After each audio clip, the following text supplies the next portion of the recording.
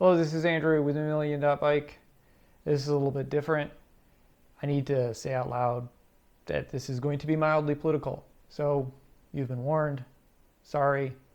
Trust me, it is relevant to the content domain of this channel, but it takes me a while to get there. So hold on to the end. I also want to say that I am more than happy to have a deeper conversation about these topics. I have an opinion. I don't have all the answers. But I also think that I don't need to have a solution in order to call out a problem. Last night I went to the ER while I was still sitting in the observation room with a gown on and hooked up to a bunch of machines. Someone came in and asked me for my $350 copay for the visit. Mind you, they didn't do anything besides check me out and monitor my vitals for a bit. I'd already fixed the problem myself with a dose of Claritin.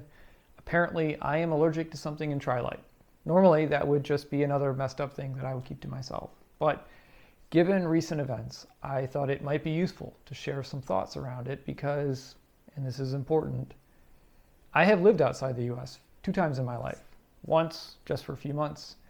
The other time, for several years. As someone who has experienced the healthcare system here in the US and outside the US, I might have some helpful perspective on the different models.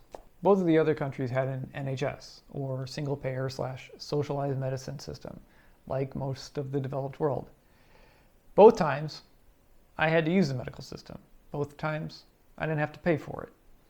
I didn't have to worry about anyone coming into the room while still being monitored and asking for money. That is not to say that these systems are perfect. They absolutely are not. I didn't live in Taiwan long enough to need more than one trip to the ER.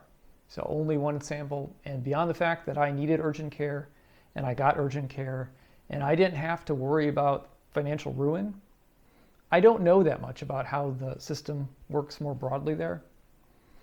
I did live in the UK long enough to have experience with a wide surface area of the healthcare system, both public and private.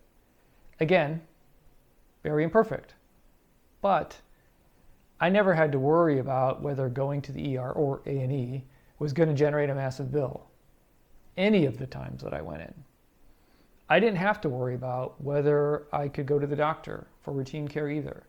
We had a local GP, I scheduled appointments, and for the most part, it worked just as well as how the situation here works for me, because we can afford great insurance. If you've been here long enough, you know that I am getting great use out of my medical insurance.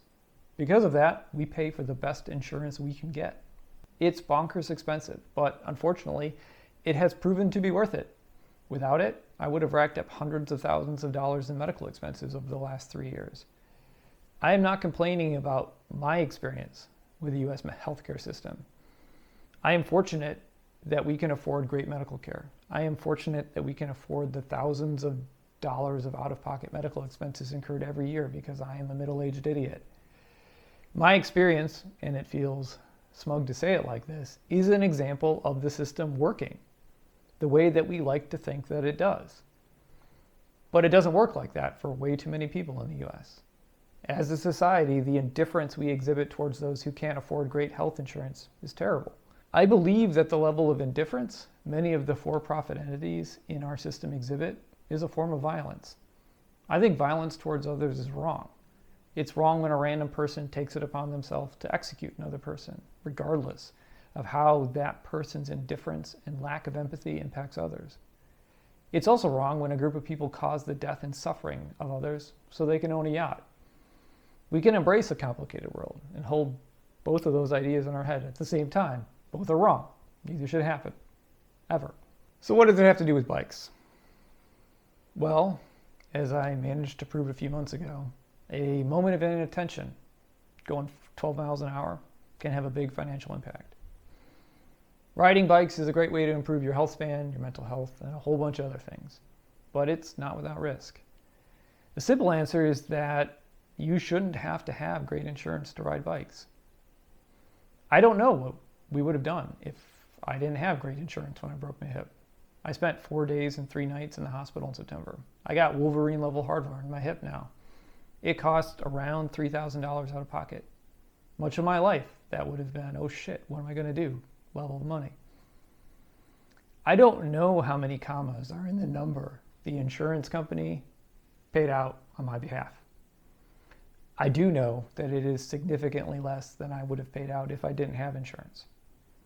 I didn't run the numbers this time. I did when I broke my collarbone. The insurance paid 40 to 45% of what the different providers charged them, and that was still a huge number. I think we can do better.